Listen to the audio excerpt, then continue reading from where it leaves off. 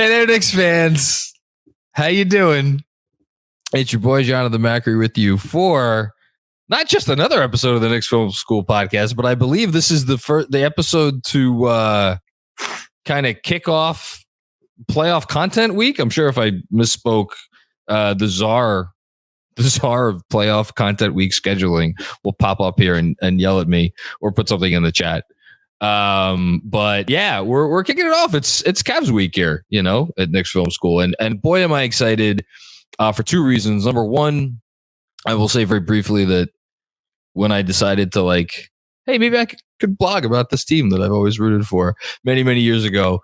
The impetus behind that was there's not enough talk about and discussion about basketball, considering this is a basketball team. And as the take cycle just continues to churn with nonsense on top of nonsense, I'm looking forward to talking about the actual basketball that is involved in this series. I think we will have a good chance of focusing on that in this episode, which leads me to the second reason I'm so excited. And that's because I get to do my favorite thing in the world, and that is talk to Benjy Ritholtz about basketball. Hello, Benjy. Playoffs! Yeah! We get to just break down one team, a 7-game series, maybe the back and forth, the chess match. This is what it's all about. I'm so excited. It's gonna be awesome. You're so excited that I'm wondering. I kind of want to ask you up top, who do you think's going to win the series? But no, we'll save that today. Oh my God! Don't you dare! No, we're not going to do that. So the bit today, it's not a bit. No, it's not even a gimmick. It's the format. The format is Benjy and I each came up with our top. It was supposed to be top 3 questions, and then there was much back and forth with various spelling errors about what happens if we have the same question and this and that. Should we tell Andrew the questions ahead of time? So we just wrote down extra questions, but the goal is to each get through 3 questions that are unique questions, that are our top 3 questions for this series. So should we flip a coin to see who goes first? How do you want to do this? I want you to go first. You want me to go first? No, you're younger. You should go first. I'll go first. I'll go first, but I'm gonna. Do we want to do high card draw? Do we want to go that route? Oh, I don't care. No, I want Benjy to go first. All right, Benjy first it is. So this is your top question, Benjy. Oh yeah. This is the top question. And then hold on. If your top question is my top question or one of my questions in the top 3, I'll say it and I'll just let you know that. Okay. Okay. Now, I don't know.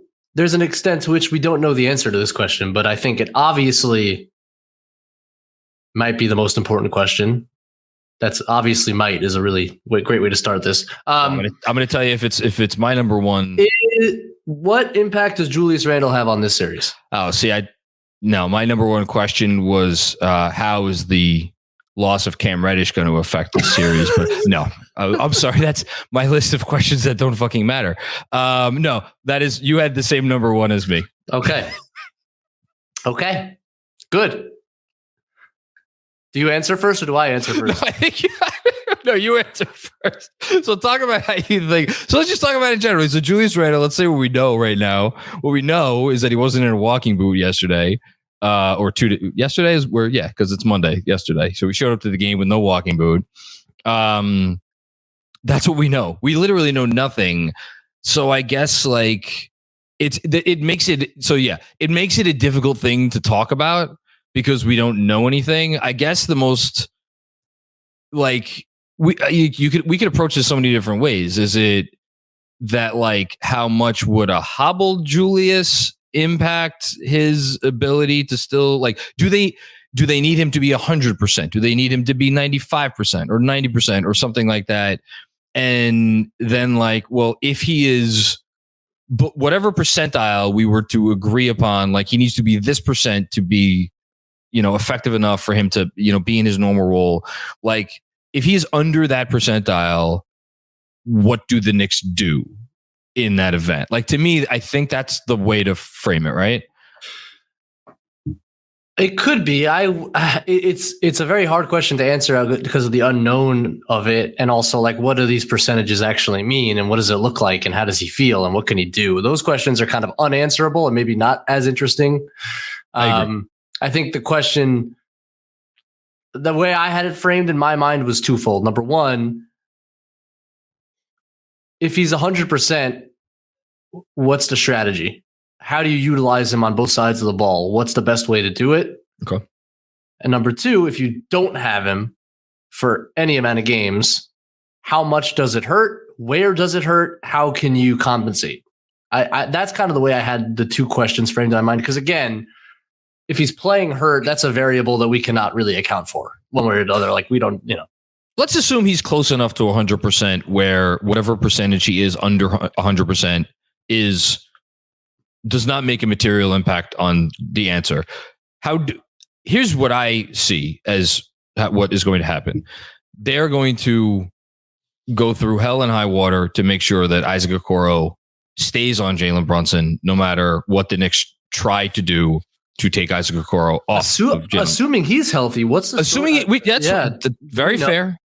Yeah, that's a wild card. So assuming he's healthy, or assuming he's, again, healthy enough that he could be some version of the Isaac Okoro that has certainly given Jalen Brunson some issues and many good players some issues in the past. Yeah. So let's assume that they do that. Mm-hmm. Then at that point, you would think that they're going to run a decent amount of the offense through Julius Randle, or is that not a safe assumption? I think it's a safe assumption because they've always run a lot of the offense through Julius Randle, especially in the first quarter. And I think you could probably expect that. It's interesting, I think we probably both watched all the Cavs games back or some segments of all, yes. And in all of them, the Cavs were missing very significant pieces. And in some, the Knicks were missing some as well. And I mean, the first game the Knicks were playing a totally different roster and rotation. I don't think in any game, any team has had the theoretically fully healthy version of itself that will go into the series. So yeah, I think that's correct. But there were a lot of interesting takeaways, even from game number one, because Allen and Mobley didn't play together. I think the first game might have been the only one where they played together, unless maybe the third one as well, if I'm remembering correctly. They get mixed up in my mind a little bit. But from the get-go in that game, Bickerstaff put Allen on Randle and Mobley on Robinson. Yep. And I thought that was very interesting and telling. And what that does is I think, well, let me take a step back. Assuming it's kind of chalk matchups where you put Mobley on Randle 4-on-4, you have Okoro on Brunson. So when the Knicks want to go to that empty side Randle Brunson pick and roll, which is such a focal point of their offense, they're just going to switch it. They're just going to switch it. And the Cavs showed it late in the last game, which I thought was the most playoff-like atmosphere and the most playoff-like strategy that we saw, where they were legitimately mismatch hunting throughout the entire fourth quarter and all that. And what we saw was that the Cavs were like, you know what? Our best option here is just switching Mobley onto Brunson. And it worked largely. But when you have a guy like Randle who usually can attack the other side of the switch, well, if it's Okoro, I'm not so sure that he really can, because Okoro is a stout defender. I don't know if that's the matchup the Knicks really want to exploit, quote unquote. So that does complicate things. And the question is, you're going to run some offense through Julius. How do you go about that? Where are the mismatches? We know that Julius isn't particularly effective at when you try to bring guards to screen for him, right? So like they tried with Atlanta, they tried to bring in Trae Young's guy. And Julius really struggled to kind of force that mismatch because he just doesn't make the decision quickly enough. Where like you force a switch by acting quickly. When you hesitate, they scram out of that mismatch, and now you're back to square one. Well, how do you go about opening him up in ways that are productive for this team? I think that's a really interesting question. I don't know if you have any thoughts on it. I mean, here's what I'll say. I think it's very telling to me that in the third game, so the last game that Julius Randle played in this matchup, he took 7 threes in the first quarter, 4 of which were pull-ups, with very little hesitation. And he ended up making 8 of 13 from deep in that game. And just going back and just like watching his possessions throughout that game, it wasn't all perfect because with Julius, it never is. But man, was he doing such a good job of when he got into the teeth of the defense, when two came, that ball was flying out. I thought he did maybe not a perfect job of it, but I thought he did a really nice job. And I thought, again, through the first 3 quarters, at least of that game, I thought he did a really excellent job of doing, everything that was asked of him. And that him taking those threes, I have to think, opens up those opportunities for him to get into the paint and draw those doubles and make those kickouts. So like, to me, it comes back to the thing that it so often has come back to for Julius. He needs to be willing, and he has all year, taking how many 3-point attempts a game to fire away, I agree 100%. I think look, Cavs, if maybe their best trait is their ability to prevent rim attacks and to guard rim attacks. The paint is not particularly accessible against that team, really, no matter what you do. No. And the good thing for the Knicks is that they can rely on their floater range shots, which they're excellent at. And the Cleveland will contest those as well, but they're excellent at it. And the other thing is you can collapse the defense. And one of the reasons they're so good at protecting the paint is because they are aggressive in helping into the paint, and they obviously have 2 guys who can almost do it by themselves too. You can collapse that defense and kick out. And I think Julius's willingness to take the 3 and then to work off of that, which he's done all season. That's really been right. All season it's been first quarter, get up the threes. Hopefully you make a few, and now you can kind of get into the rest of your game. I think where the Knicks will get in trouble is against that defense, a set defense, trying to post Julius against the likes of Mobley or the likes of Okoro or Allen. It's funny, when I was watching the first game, you could actually hear JB Bickerstaff screaming out, no middle, no middle. You can hear it audibly almost every time Julius touches the ball in the mid post. And that's the old Atlanta strategy. Don't let him middle, force him baseline, send the double, make the pass difficult. I think that's a little harder to do when you have Brunson on the floor, especially usually one pass away where you have to account for that. But I don't think it's going to be efficient offense. So I think it's up to Randle, as you said, to be willing and ready to shoot many threes, and we hope they go in. But even so, just the volume it's been a successful strategy this year. Stick to it, work off of that, and make passes. Don't force it. I think ultimately it's a recognition that the fulcrum and the engine of this offense in this particular series has to be Jalen Brunson. It has to be Jalen Brunson. Matchup is just a lot better, and he's shown it in the playoffs before. So I think that needs to be the recognition as well. That's my summary of what he needs to do on offense, assuming he's healthy. So wait, when you say the focus has to be Jalen Brunson on offense, so then I know we're already going far afoul of question number 1, but so you think that they will be able to get Okoro off of Brunson? Well, this is my question number. Should we pivot? I want to talk a little bit about what Julius does on defense too. Can we make that question number 2? Sure. Well, let's hold off on that. Yeah. Let's go back. Let's briefly touch on. Let's assume Julius misses games. Okay. What do you think they try to do at that point? Man, I think they start Obi. I agree. I think they start Obi, and I think Obi plays as long as 2 bigs are on the floor. And I think the second that one of those bigs is removed, I think the Knicks go small, meaning Hart/RJ at the 4 lineups. And I don't think Obi plays at all when there's 1 big on the floor. And then I think, based on even the last 3 games that we've seen here, I don't think he closes with Obi, even with Mobley and Allen on the floor. I think he's going to go small. I think he's going to try to stretch him. I think he's going to dare Cleveland to beat them with Mobley post-ups if they want to try. And I think they'll try to be really quick in rotation and a little bit more maneuverable on defense. And I think that's probably the right strategy. I'm not sure Obi's ready for high leverage playoff stretch, guarding Donovan Mitchell pick and rolls at the end of games. I'm not sure he's quite there yet. So I would think that, at least in terms of just lineup and rotations, that's how I think it would go. I agree in terms of trying to score.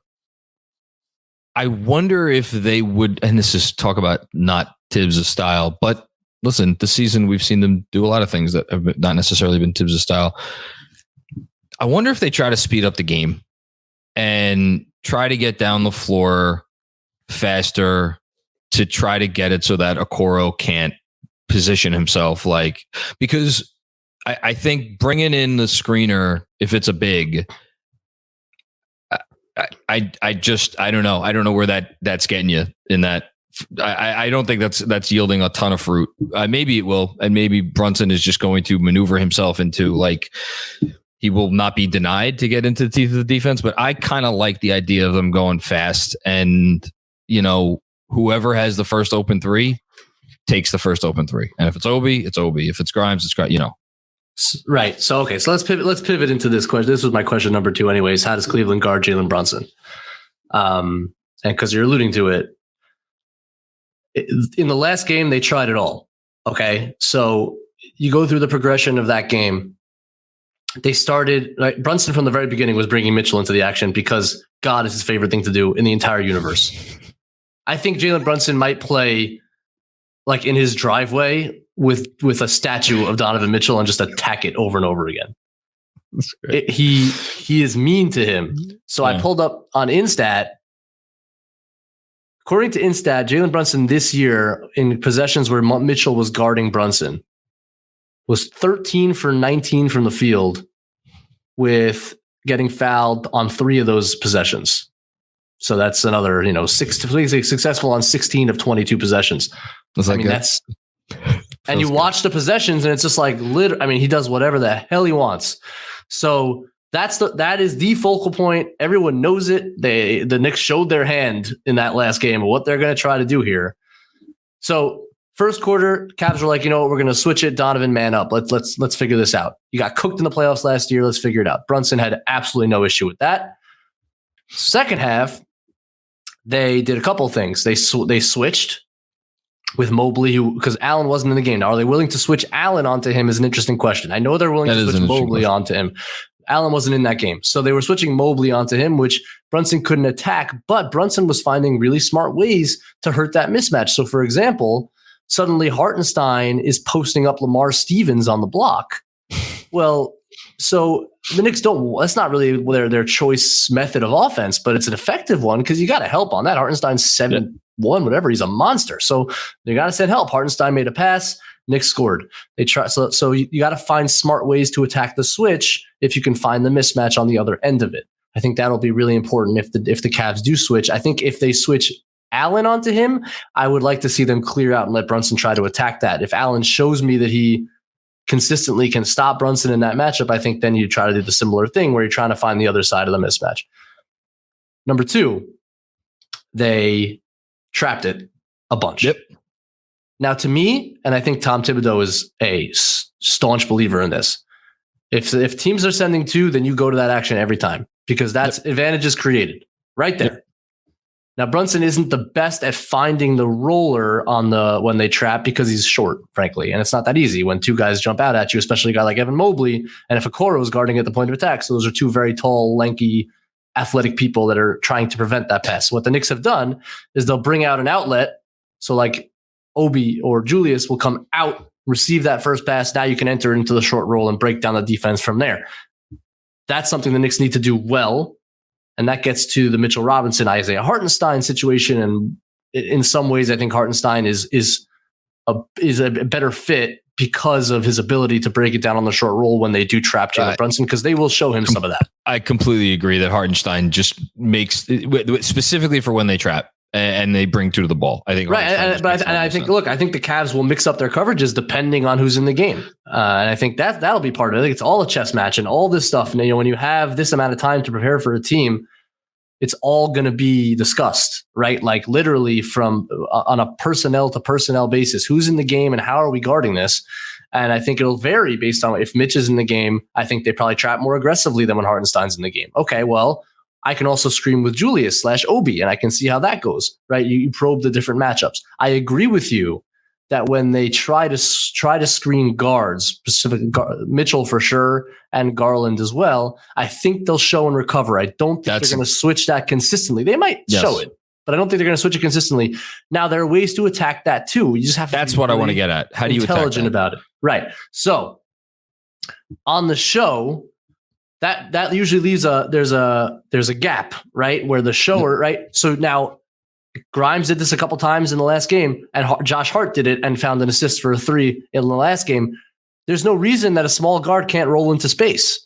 Now, the spacing has to be good behind him, but on that show and recover, if you actually roll into the paint as the show is happening, Brunson can make that slip pass. And now, again, you're going downhill with a guard, which is really advantageous and with good passers and Grimes and Hart going downhill, or IQ even, whoever's guarding that, the player who's screening. So those guys can roll into space and make a play. Go ahead. I just want to acknowledge you just named 3 players who could potentially be advantageous to assist the Knicks in this sort of coverage of Jalen Brunson, and none of them are named Julius Randle or RJ Barrett.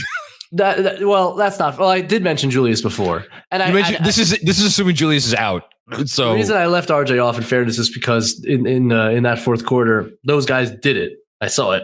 Yeah, but I think RJ's capable of that. I legitimately do. I think RJ's capable of it. But we haven't seen it a lot. We haven't seen it a lot. We haven't seen. That's my, and why that. So that's this is not one of my questions, but why? Because this is such a minute point. But like, why haven't we seen that? I feel like it's just a scenario where usually there's more size on RJ, and so that's and so they're screening they screen with Grimes, because usually the worst defender, the smallest defender, is hiding on a guy like Grimes or even IQ or Josh Hart, who's not a shooter. So except guess what? In this matchup. So should we pivot to our third question? So we have the same top 2. My third question, let me at least read it how I wrote it. Can RJ take advantage of the matchups? I don't, you could phrase that question in 5 different ways. Yeah. I think tied into that question is, how much does RJ Barrett play? Well, this was so all of these questions. So we should say at the top, all of these questions are tied. Like of course, they're all tied together. Yeah, they're all tied together because how much he plays depends on how much he can take advantage of what should be an advantageous matchup. That's right. I totally agree with you, and I think all this also ties into the Julius question, because I do think that the less Julius can provide, the more important RJ becomes. Oh. And can we stop there? For 1 sec. People get mad at me when I go through this, but like,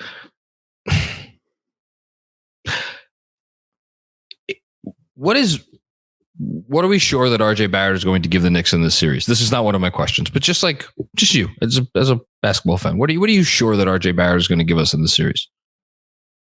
It's the first thing that pops into your mind. Get downhill. Great. Same thing that should pop into everybody's mind, right? That is speaking of matchups, Donovan Mitchell has guarded RJ for 20 shot attempts this year. RJ has made 10 of those. According to the NBA.com stats page, has not gotten to the free throw line once. I don't know if you saw, have you found different stats? Because that's what the NBA's page is. Those numbers they're fine. I think he's 4 of 9 from 3 out of those 10 of 20 overall. Mitchell has guarded him the 5th most field goal attempts of anybody in the NBA. Yeah, I mean, like Tyler Herro is first. I think Kuzma's up there. Yeah. Oh, RJ loves going to Tyler. Okay, RJ loves going up against Herro.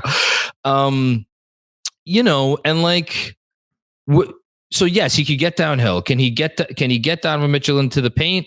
Yeah, he can get Donovan Mitchell into the paint. It's going to be a big there. Donovan Mitchell is short, but he is stout.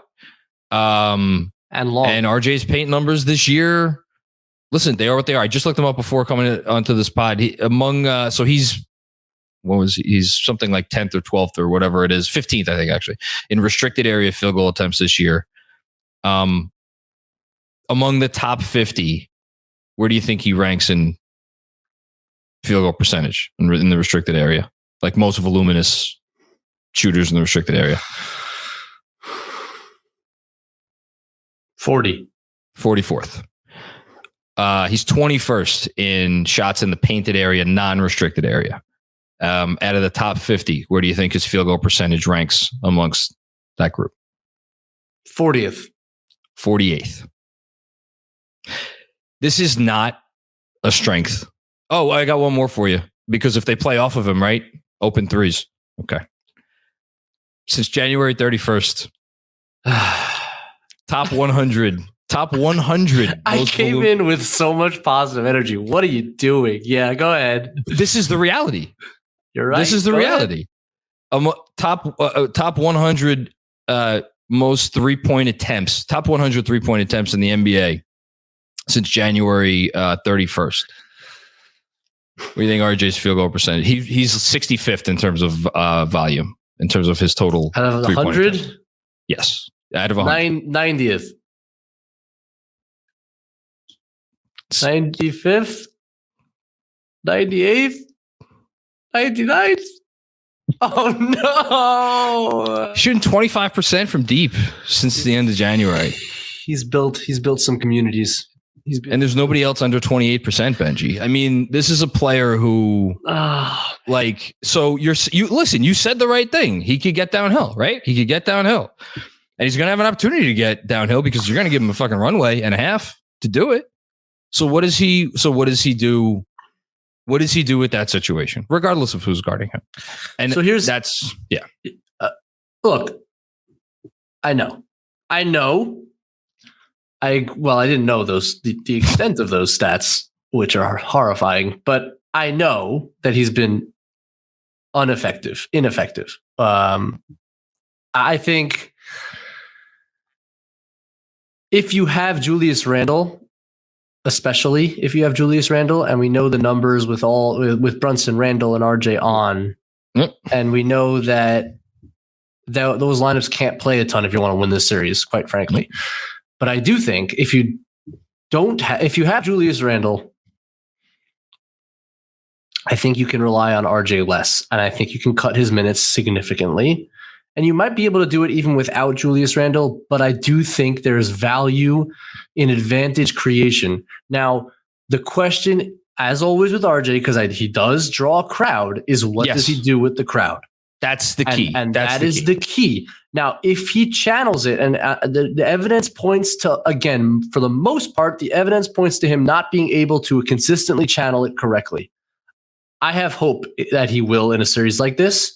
I don't think it's outlandish to think he can make a positive impact in this series, but there's comfort in assuming a healthy Julius Randle is there. I don't think RJ is playing more than 25 minutes a game. I think you're high with that number. I don't. I'm not sure he's coming back in either, even quarter. I think maybe he leads. I don't even know if he leads the bench unit in the second quarter. I think Brunson might be leading that bench unit because Brunson's playing 39, 40 minutes a game. So for as much as everybody listening to this now who may have suspected that I hate RJ Barrett is now certain that I hate RJ Barrett, here's something to throw back in the other direction. For as much as those numbers are what they are, and yes, I went and found those numbers because I'm like, this is what the series might come down to. Let me see what direction it's pointing in. I agree with you that if there is no Randle, I think that's their best. They're like, go down with the ship. You see what this player could do in this situation when it is there for him. See what he could do. And maybe he's a player who, for as much as he has struggled, and God knows he has struggled, seems to rise to the occasion in certain spots. And maybe this being, the playoffs, and maybe if Randle is out, maybe he will be able to do that because for as much as Emmanuel quickly has grown this season, I got it. There's something about RJ attacking that I actually trust more, and I don't know if I could quite fully explain it. To me, it's just the consistent ability to get paint touches, IQ, and all that could come from that. Sometimes it still takes a while. IQ has improved leaps and bounds in this sense, but it still takes IQ a while sometimes to just break down his man and get into the paint for all the jittering, wonderful thing he does. That's right. It takes a lot of jittering, and before you know it, there's 12 on the clock. And against a defense like this, it's going to be tough. So RJ, you run that pistol action. Now, sometimes it takes him too long too. I don't like when he backs out 5 dribbles, and then it's got to be quick. It's got to be quick against this defense. You're going to have to get multiple bites at the apple. But the importance of getting a quick paint touch, starting the rotation merry-go-round, make that first pass out, and now you're attacking off of a catch with someone actually closing with momentum going the wrong way. That's how you scramble a defense that's as good as this one.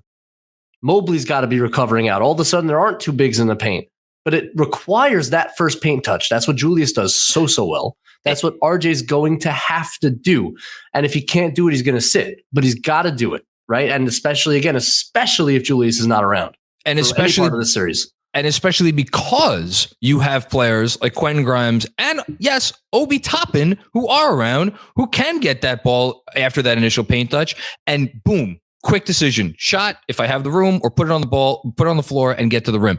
That's and Josh Hart, and quickly look that the Knicks role players are experts at this. It's a large reason why this offense has been so successful, because it's not an offense that goes fast, and it's not an offense that runs complex actions. It's an offense that makes kickouts, it gets in the paint, draws help, makes a kickout, and guys know what to do with the kickout. So when you really boil it down, that's the offense. The Bickerstaff quote that he had, right? Yes. Yeah, selfless without ball movement. Love that. Oh my God, I love that. But it's true. It's true. Yeah.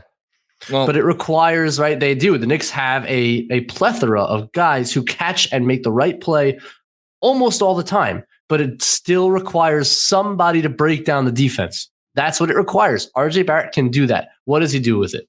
That's the question, and it's going to be a big part in this series, no matter how much he plays, because he's going to play.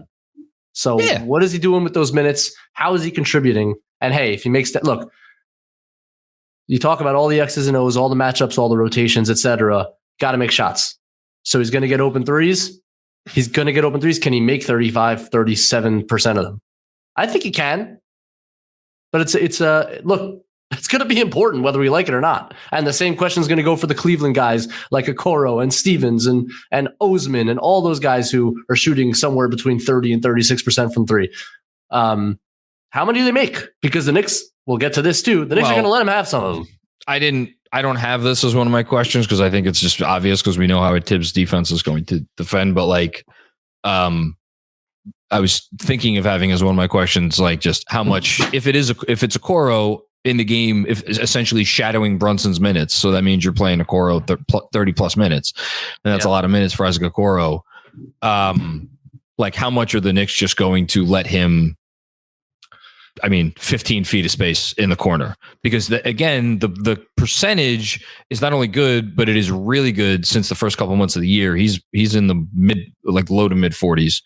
On corner threes, but he takes 2.5 a game. He doesn't want to.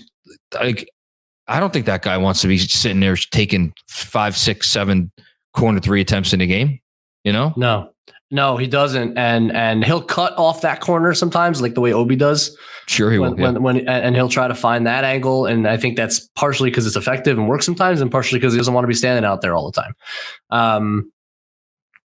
I think it's obvious that Knicks will prefer for the ball to get out there. I think there is a question as to the extremes to which they go. Because that's the question. Yeah. You can go to old school Thibodeau overload defense, which the Knicks actually showed in that last Cleveland game where Obi was guarding Stevens. And when the pick and roll was on, right, so Obi's guarding Stevens on the weak side corner. Obi's on the other side of the paint. He had a foot in the non-painted area. Right, because you can't just be in the paint anymore. So you have to make a choice of whether you're going to rotate on the roll or he's rotating before anything happens. That is extreme. And you know what? I freaking love it. Yeah. I freaking love it because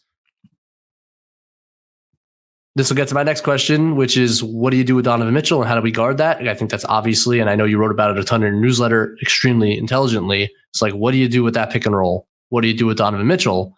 Well, one of the things you can do is you show that weak side help that early and force him to make that pass to that weak side corner over and over again and see how it goes. I'll live with it.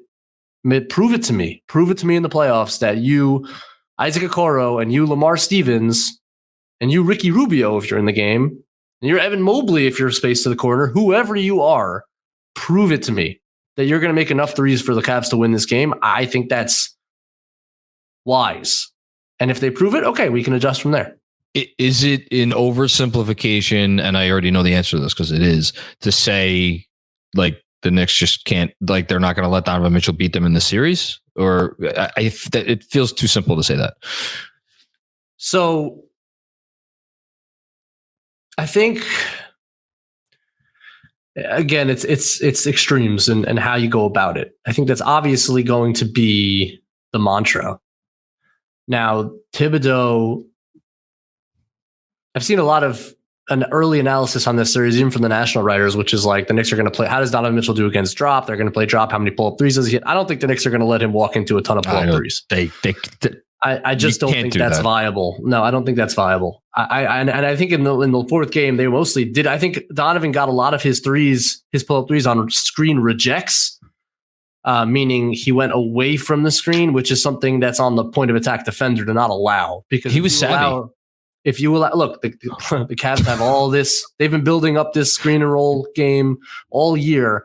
How their screeners screen, they disguise the screen, they flip the screen so that Donovan can reject. Because, if you go into the screen, well, the most coverages are going to play him up so that he can't get off those pull-up threes. His pull-up threes are extremely efficient shots. The Cavs want him to take those threes. So that's going to be a huge part of the chess match is Grimes, who is going to have this matchup a lot, and Josh Hart is going to have this matchup a lot. You got to force them into the screen and let your centers be up at the level, because I'm not letting Donovan Mitchell walk, at the very least, up at the level. Now, if you're going to play drop, he's going to make a lot of pull-up threes on you. I don't think you want to play that game. They'll mix in some drop, because I think against anyone like him, you got to mix up your coverages and show them different looks. Sure. And they're very good in drop defense. And if the point of attack defense is good enough to rear view contest, you can prevent a lot of the easy looks. And that's on Grimes. That's on Hart. Grimes is particularly good at that, although against Mitchell, he struggled a bit this year. So was everybody. But I think centers get to the level at the very least. And one thing with Donovan that you pointed out in your newsletter, which was on target, you cannot allow him to split. No. Because he is perhaps the best in the league at splitting that trap. He makes it look so easy. It's just incredible because his change of direction is unlike anybody else in the league. It's so sudden and so much torque in it. You have to, and when we used to, used to coach it, you have to stay attached to your screener. If you leave space between, when you're guarding a screen and roll as a big, if you lose attachment to the guy that's screening, that opens up that split hole. And if a guy splits, your whole defense is broken down. That's it. You're leaving two in the dust. It's a 3-on-2 going downhill, and Donovan will yam it on you. I don't care who's under the rim. And if he doesn't yam it on you, he's getting an open corner three. So you can't let it split. Stay attached to your screener. Force him outside. If he does find a way to hit the roller, again, I think as the Knicks, you live with it, because who are the options there? You got to rotate over, and they got to kick to the corners. And obviously you can have Garland in one of those spots when they're playing together, but whoever's on the other side, well, I'll give you a nice number. And again, this may get into another one of your questions. I had it lower down on my list, but just a smidgen above RJ in those non-restricted area paint field goal attempt numbers. Evan Mobley only hit 40% from the painted area, non-restricted areas. So if he is in that short roll and they're like, you want to take a little, whatever it is, 12 foot push shot, and take advantage of whoever's coming over to help there, we'll live with that. But I think they'll happily live with it, to say nothing of you want to try to post up Josh Hart, have at it. Yep. But I agree with you. I think whether it's that or it's the kick out. So I don't necessarily love that. The guy I'm probably actually more worried about there might be Jarrett Allen, but I don't know. He's gotten good there, and they're both. He's gotten good. Both Mobley and Allen are good passers out of there. They'll find. They are. I'm not suggesting the Knicks are not going to concede good attempts here. You got to give something up. It's a good offense. And I think the obvious weakness here is the supporting players and depth of Cleveland. And I think for the Knicks, it's a matter of picking your poison. And I think that's the poison you want to pick most often. Now, you can show at the level. And the other thing that the Knicks showed a lot of in the fourth quarter against Cleveland in that last game was all out blitz, or even a double when there's no screen. Just send somebody and force Mitchell. Now, again, in that last game, who wasn't there? Darius Garland. So it's a dangerous game to play, and we haven't even spoken much about Garland yet. And the Knicks have generally handled Garland really well this season, which is why I think we're not as focused on him. But it's certainly capable and ready to go off at any time if he gets too many good looks. Yeah. But I think, nonetheless, I just think you have to mix in all of those things. And you're going to have to trap him. You're going to have to get up to the level. I don't want him walking into pull up threes. At the point of attack, it's about forcing him into the screen, and it's about not allowing the split, because you got to force him around. And I think the Knicks can do a good enough job contesting him at the rim, where and he's excellent at the rim. He's excellent everywhere, but you got to force him there. And that's how I feel about the coverage. I think he's got to mix it all in. And I think he can't give up consistent pull-up threes to that guy. I'm comfortable. Not comfortable. I'm not comfortable with anything if Donovan Mitchell's on the floor. But like, if it's late in games and maybe I'm just skewed because I watched Isaiah Hartenstein kind of eat Donovan Mitchell alive on some big possessions there at the end of that set. See, now I'm getting my games confused. Third game at the end of the third game. But we've also seen this in the playoffs at times. Mitchell at the end of game, like everything he's asked to do, it takes a toll on him. So like, him going for a contested look at the rim at the last 5 minutes of a close game, like there's a part of me that's okay living with that. Out of the many bad options, I'll switch it up because I had a slightly different one for my fourth question, which is who is the center that it's kind of a combo question. It's who is the center that gives the Knicks the best chance to win the series if they're on the floor. But really, this is my way of asking, can we see a dominant Mitchell Robinson in the series? And particularly, can a dominant Mitchell Robinson on the defensive end of the court be almost good enough to swing the series? And the impact that and again, you're talking about kind of showing at the level and switching up coverages. Like, that's not exactly Mitch's. Like, I feel like the further away you get from the basket, the more Mitch gets neutralized, which is part of why like I hesitated to even ask the question, but like that's why I asked it. Yeah, and look, Hartenstein is more comfortable at the two things that I think on both ends that are important for this series. Yeah. I think he's more comfortable, and he has all year. I mean, Hartenstein hasn't really been in a drop since like December. Hartenstein mixes in drop, but he is more often aggressive in a screen and roll coverage. I wonder if part of that is because he's playing more with bench units who have the ability and the personnel to recover quicker on rotation. Sometimes I wonder if that's part of the equation, because when you have like RJ and Randle and Brunson out there, it's asking a lot to rotate around after a blitz. But I do think Hartenstein's more comfortable in that coverage. I think he's better. And I think Mitch is better in drop, which is also part of it. I think it's important to show out in this series on defense. I think it's important to be able to pass the ball if they get the ball out of Brunson's hands. So in that sense, I do think Hartenstein's the more equipped center in this series. And look, if we're being honest about it, in the last month of the season, Hartenstein was basically center number one for this team. I don't know. It didn't always end up with the minutes total, but he's closing games. So I don't think that's a problem. I think that's fine. I think Mitch has a huge role to play, and I'll tell you where specifically in my mind. And obviously, patrolling the paint, how well he does. Is he able to mix up his coverages? Can he get to the level without getting broken down? Yeah, all that can swing the series 100%. I think he will protect the paint. I think one of the interesting questions and one of the surprising things I found while researching Cleveland here was they don't rebound the basketball. No. Despite having 2 7-footers out there, now they're 2 very skinny 7-footers, and the Knicks 2 centers are not skinny 7-footers. They are loads to deal with. And as the Knicks have done all year, and the reason their offense has been elite all year, and I think a huge question of the series is, can the Knicks take advantage and dominate the offensive glass? Benji, can I give you a quick stat? Please. Do you know, granted, game against Isaiah Jackson, who is not Steven Adams. It's not quite.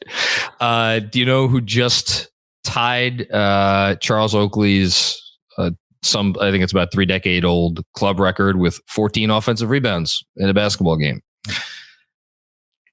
Yes, went under the radar because it was like last day of the season, the whole thing. But like, man, 14 of those things.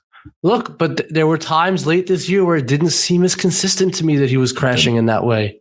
And like, man, again, it goes back to if Julius plays and they try to put Allen on Julius and Mitch and Mobley on Mitch, because I think they don't really like Mobley taking that beating that Julius doles out to anyone who's guarding him. So they put Allen on him. Mitch needs to destroy him on the offensive glass. Yes. Because as Caitlin Cooper said to Andrew Claudio on the pod they did together, if Mobley doesn't deal with anything well right now, it's physicality. And the Knicks can give it to him. Oof. Anyone.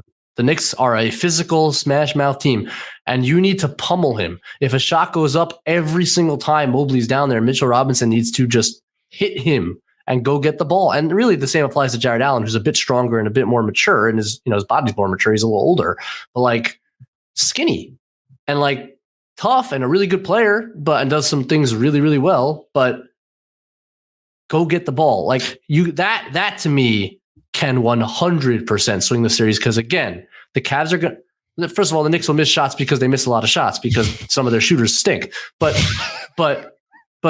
more than that, it's part of their offense. It's become a big part of their offense. It's a monumental part of their offense. And when they get those offensive rebounds and they kick those balls back out for three, they get open shots from their really good shooters. It's the best. It's the best offense that they have. That's it. And so like, it's a silly question in terms of like, and I asked this, like, can the Knicks do their possession thing? Can they win that possession battle?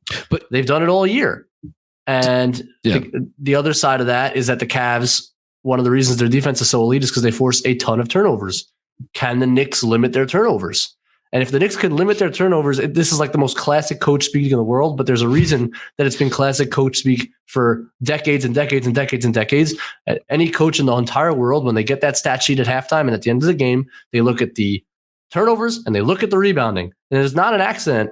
It's not like some old school boomer thing. It's just really important to win the possession battle. And if the Knicks can do that consistently, I think that increases their chances exponentially. So it's like, keep your turnovers down. And Mitchell Robinson, man, there are things that are going to be tough for you in this series. One thing I think you should be able to impose your will on is the offensive glass. So like, that's a big deal. Two things on that. One, like, one of the talking head points, going into this series, or for maybe it's more like a fan point, because I don't think Phoenix is like a finesse team by any stretch of the imagination, but like, can the Knicks out tough the Cavs here? Can the Knicks out physical the Cavs? Like, so much of that shit to me comes down to, well, how are the refs calling the series? And we can't know that ahead of time. But this, we can know this. Like, we know that Julius Randle, and if he plays, and Mitchell Robinson are going to be able to exert their strength in this very specific way. And in tandem with that, Mitchell Robinson, if you grab that offensive rebound, you have to, like, bad things happen when he brings the ball down before he does anything else with it. Like, I don't know, does he just try to go right back up? Does he just kick it right out? Does he, like, what does he do in those situations when he often ends up on the floor, and then it's a fast break going the other way. But 100%, and that's why I like when he kicks it out, and he's gotten a lot better at finding the shooter after offensive rebounds. Credit to him. His passing in general, even though it's really like coming from a place of zero, has improved. And it's not that I don't trust, like, on the short roll, he'll make the right play more times than not. He'll make the right play more times than not. Like, I trust him. It's not like he'll make it, but it's, Hartenstein's a pretty special passer. And look, correct me if I'm wrong, but like, looking at the recent games for the Cavs, like before they kind of, stopped playing because they were locked in, they're not playing a third big. Like, Lopez isn't getting in. Like, it's Mobley's their backup center. Yeah. So think about that matchup as well in terms of the offensive glasses when they have Mobley at center, and our backup center is Isaiah Hartenstein, also one of the best offensive rebounders in basketball, who is like 3 times his width. You got to kill him on the offensive glass and make him work and make him tired and wear him out in a 7-game. This guy hasn't played a 7-game series. He's 20 years old. Like, there's reason to think that you can wear him out, especially with the way the Knicks play. And if he's going to get those backup 5 minutes and Hartenstein's in there, beat him up, go get the ball. Man, the more we talk about it, the more it would not shock me if this was 3-1 Cleveland after 4 and it still went 7, because I feel like this maybe could, the between Julius and what you're talking about, what we're talking about now, with the physical aspect of this specific part of the series, and just look, we've seen Donovan Mitchell do it in the playoffs before, but in this sort of environment, in a long series like this, he start to wear down under the stress of how much he is being tasked to do possession after possession after possession.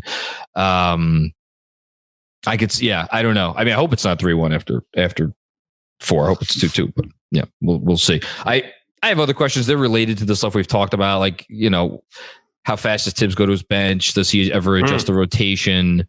Let me end with this. This is over under 0.5 minutes in this series. We see a Knicks lineup, assuming that Hartenstein and Mitch are both healthy and they don't have to go to Sims. That we see neither of Mitchell Robinson or Isaiah Hartenstein on the floor. Over under 30 seconds? Yeah.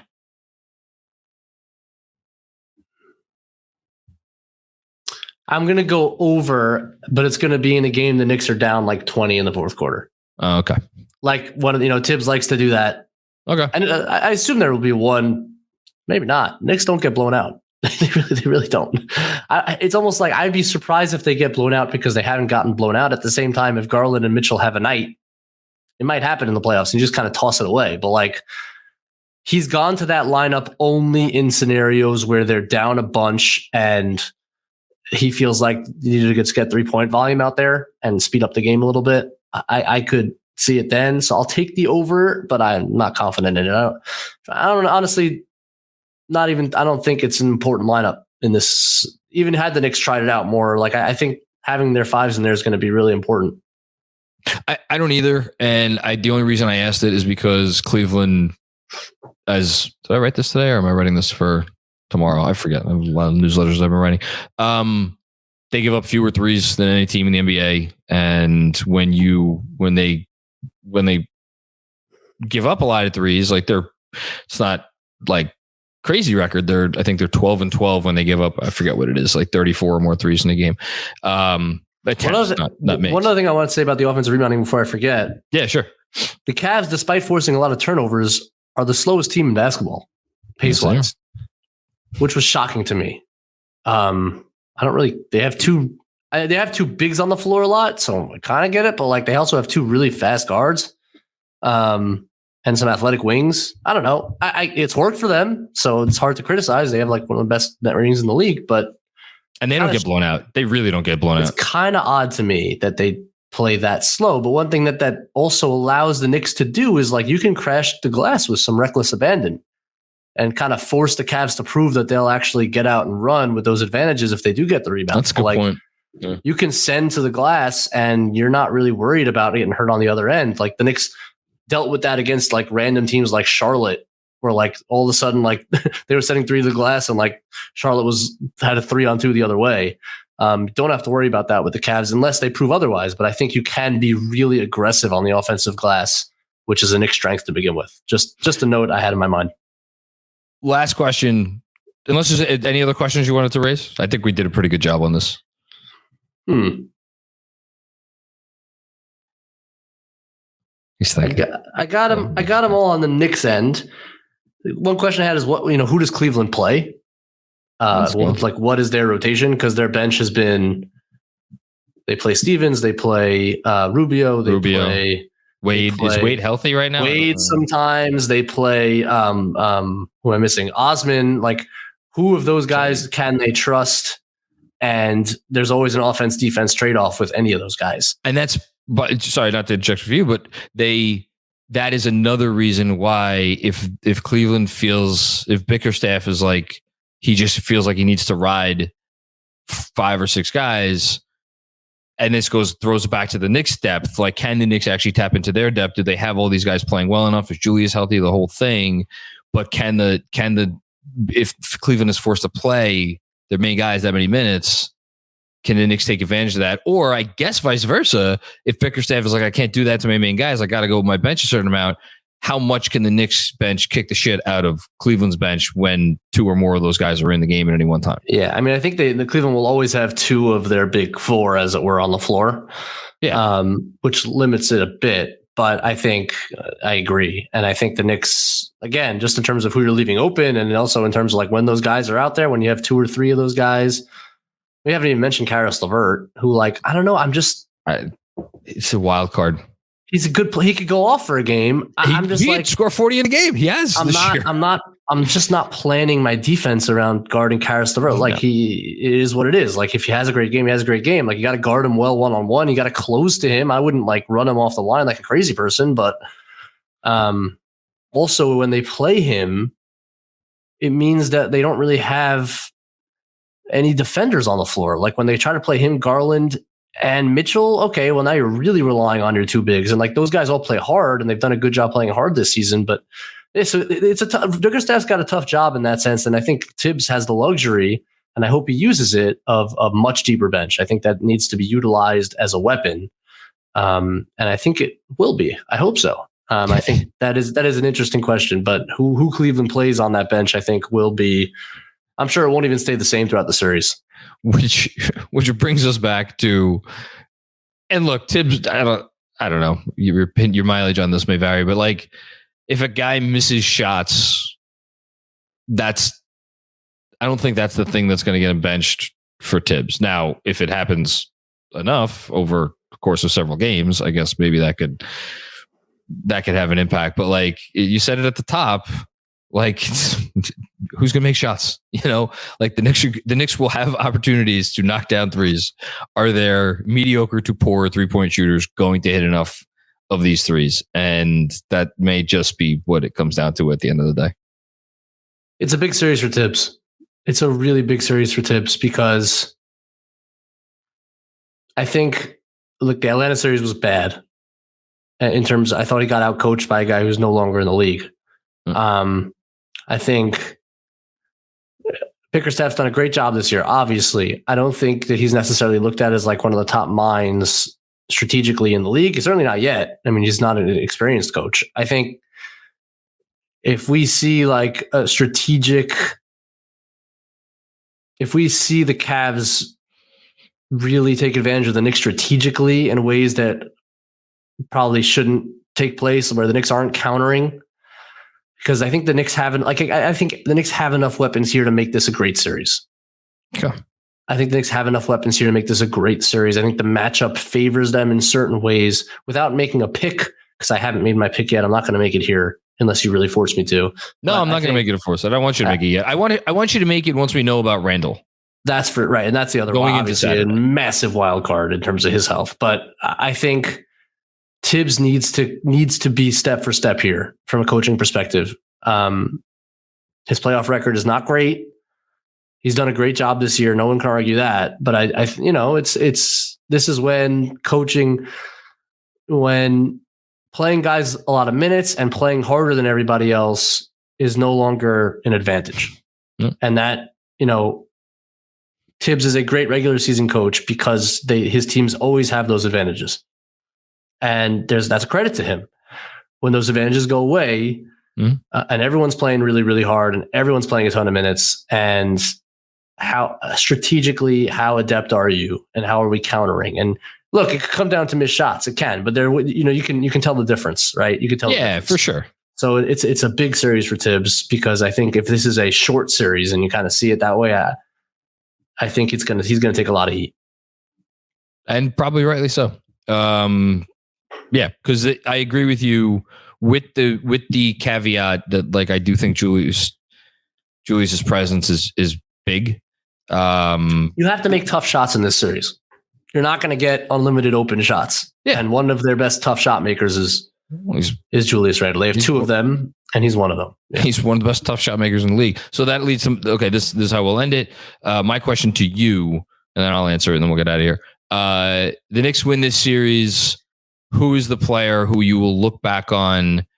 It may be the best player in the series, but I'm going to phrase it specifically as like, man, that dude, like maybe kind of when you think back to the series, you will think of like this player. Quentin Grimes. Woo! Wow! Spicy. I love it when he gets spicy. It's fantastic. Here's why. That's a great answer. Here's why. I think Brunson's Brunson. I think Brunson's going to be great.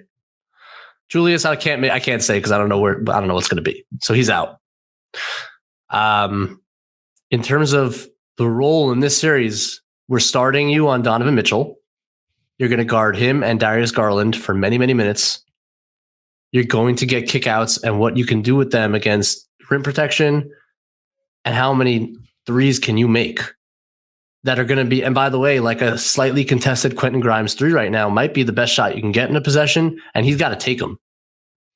Right? Like you swing to that left corner and the guy's not right in your grill, just rise and fire. Especially if the guy is 6'1" Donovan Mitchell or 6'1" Darius Garland. Man, 100%. That high release, his closeout proof, right? And we haven't talked about this, but like, man, he could absolutely have a huge series. He could have a announcing myself as an elite role player in this league kind of series, because he's going to have the opportunities on offense, or he should, and he's going to be guarding two great players a lot of the time. So if I look back on the series and say Quentin Grimes had a great two-way series, I think the Knicks are going to be in really good shape. I should double check because I want to make sure I get this right, but it's only the last 8 games, and several of those are games that, like, again, they didn't really count. But yeah, over the last 8 games, the only player in the league who's made more 3-pointers, it's Klay Thompson, and Quentin Grimes is tied with a gentleman you may have heard of, Steph Curry, in terms of made threes over the last 8 games. Splash triplets, baby. Look, you watch him shoot look, we've talked about this a million times. I saw elite shooter the second I saw him shoot a basketball. Like, I watched his film at Houston. I was like, oh, that's a different jump shot. That's different. And we were waiting all year. Mm-hmm. We were waiting all year. And we were saying all year, it's coming. He's going to explode at some point. And it came. And he is an elite shooter. I don't think there's any question with both the ability to get it off and the accuracy with which he can shoot it. And I think it would just be awesome if he kind of carried the stretch you just mentioned over into a playoff series like this. Oh man, that would be so cool. I think that's a great answer. I'm going to give a different answer so I don't get the same. And I'll say Julius, and I'll kind of cheat because I think if Julius doesn't play a significant portion of the series, I just don't think they could win. Maybe they could push it to 7, but I just don't think they could win. And if they win it, I have a really tough time imagining a world where they win this series and we're not looking back and be like, Julius Randle redeemed himself from the Atlanta series. And to whatever extent you think it was a big deal, redeemed himself from whatever was going on before he turned his ankle. Because again, you want to talk about a guy who is going to have, if he's in there and he's healthy, opportunity to be a freaking load. Julius Randle. So, yeah. There's no question he's the player who has the most to prove. No question. I think even well above RJ Barrett because of his stature at this point in the league and the recognition he's gotten in the league and the Atlanta performance, as bad as it was, I think he's still seen as kind of like a volatile player who you can't rely on, despite the accolades that he's deservedly gotten, and he's probably going to get again this year. There's no question. It's just hard to know how he'll be feeling, and if he doesn't have a good series, it'll be hard to say it's not because of health. So it's that in that sense, that's why I wasn't. It's tricky. Answer. Yeah, it's tricky. It's going to be a tricky analysis no matter what, because he's going to be coming back from an injury. In terms of his conditioning, it's not like with a foot injury, you're not going to be in the best condition even when you come back. So there's a lot that goes into it where I don't know if you'll be able to judge it so fairly. But I agree, like theoretically, that's the guy who has the most to prove. And if there is a guy that I like most want to have a good series is Randle, because the last thing that I want to be dealing with for 4 months is like did Randle choke under the pressure, or was it because he wasn't fully healthy? Like it'd be just great if he could just go out and have a really hope great he's there series. game one and we can see a full strength series. It's man, it's a great matchup. It's a great matchup. Yep. And obviously the storylines write themselves here. No, that goes without saying. Hopefully not too much, but look, it is a great storyline. It is a great storyline, and it should be talked about. I think it's interesting. I think it matters. It matters. It's not meaningless. But I think the basketball should be awesome. I'm excited to watch it and analyze it, and it's going to be great. Completely agree. Benjy Ridholtz, you're amazing. This was great. I think we started off Cavs Knicks series preview week. We should have a name for this. I don't know what the fucking name is. With much respectability. Anything you want to say before we go? Man, anything I want to say? Yeah, I'll be having. There's going to be content. There's going to be content out there. I'm in the midst of kind of breaking down all the film. I'll probably put out a thread on battlegrounds of the series with, a lot of film from the 4 games that the teams have played and kind of backing up some of the stuff we talked about here. And you'll be able to see it kind of in film evidence, which I'm sure will be easier to digest. But yeah, so we're breaking it down all over Knicks Film School. We're breaking it down, but I will personally be breaking down the X's and O's, the chess match that this series will be. And I'm really excited. So keep an eye out for all of that. And obviously throughout the whole playoffs, however long the run lasts. So, yeah. And I will continuing to be doing the Crayola color by number version of that in the newsletter all week. So make sure if you're not subscribe to the Knicks Film School newsletter so you can get my version of a breakdown and analysis of this series. Yeah, and as you should, because the one from today, John, was excellent. Excellent work on the on that one side of the ball that you covered. I know the second side of the ball's coming, but yeah, definitely I co-sign. You should subscribe and read because you'll learn a lot. Very kind of you to say. All right, we're out. We're back with more fun and games tomorrow.